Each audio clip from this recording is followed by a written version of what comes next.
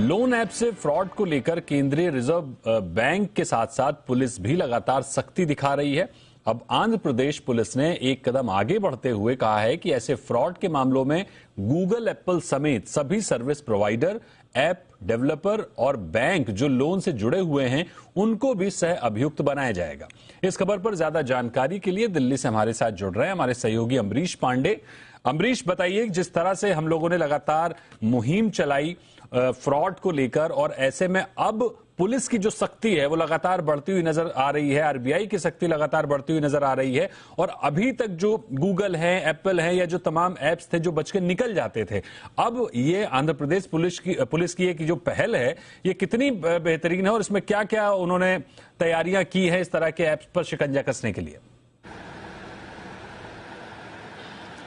दीपक, देखिए, जी बिजनेस ने हमेशा से इस खबर पे लीड लेके रखी थी और जी बिजनेस से पहले जब ये शो शुरू किया था उस समय से ये सारे सवाल उठाए थे कि आखिर इस तरह के ऐप्स आते ही कैसे हैं, क्यों नहीं उन पर पहले स्टेप पर ही लगाम लगाई जा सकती है, क्यों नहीं उनका क्रॉस चेकिंग वहीं हो जाता है ताकि लोगों तक ये पहुंच ही ना पाए। इसके अलावा जो बैंक्स इनको फंडिंग कर रहे हैं या जिन बैंक्स में इस तरह के लोन ऐप्स के अकाउंट हैं वहां पर इसकी स्क्रूटनी क्यों होती है। अगर आम आदमी भी खाता खोलना चाहे तो उसको तमाम तरीके के डॉक्यूमेंट्स देने पड़ते हैं, लेकिन इस तरह के ऐप्स का कोई भी क्रॉस चेक नहीं होता है। तो इस सारे सवालों के जवाब आज खुद पुलिस ने अपने आप में दिए हैं और ये कहा है कि इन सारे स्टेप्स को लेकर हमने एक्शन प्लान तैयार कर रखा है और इस तरह के जितने भी लोन ऐप्स हैं उन सबके सर्विस प्रोवाइडर्स, उन सारे ऐप स्टोर्स जिन पे कि ये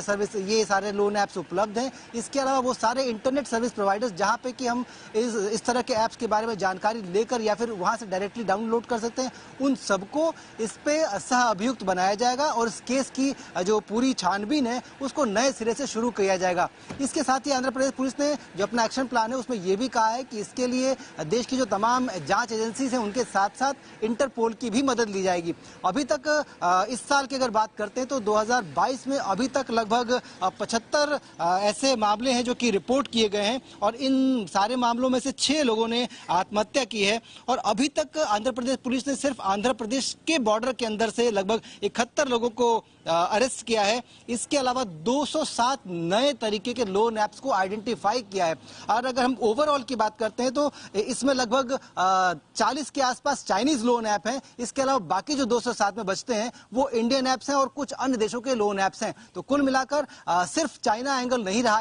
इसमें कई सारे ऐसे भी देश शामिल हैं जो कि चाइना के आसपास से अपने बॉर्डर शेयर करते हैं या फिर जहां से हमारे देश की ट्रीटी नहीं है किसी भी तरीके की जानकारी शेयर करने को लेकर। तो इन सारे देशों के साथ इंटरपोल के साथ आंध्र प्रदेश पुलिस जो है इस जांच को आगे बढ़ाएगी और इसको हम एक तरह से कह सकते हैं कि ऑपरेशन हफ्ता वसूली का एक नया स्टेप है, एक कदम और आगे है। जो जी बिजनेस ने सवाल उठाए थे उन सवालों के जवाब पुलिस, इंटरपोल और तमाम देश की एजेंसीज ढूंढेगी। जी बिल्कुल, यानी जिस तरह से हमने लगातार इस तरह के फ्रॉड को मुहिम के तौर पर चलाया और ऐसे में जो सरकारी एजेंसियां हैं, जो पुलिस हैं, वो लगातार कार्रवाई करती हुई दिख रही है और आंध्र प्रदेश पुलिस का ये जो पहल है, ये जो एक्शन है वो बहुत ही शानदार है, उसको सराहना चाहिए और देश की और भी जो पुलिस है राज्यों की उनको भी इस तरह के एक्शन अपनाने चाहिए ताकि जो आम लोग हैं जो फ्रॉड में फंसते हैं इन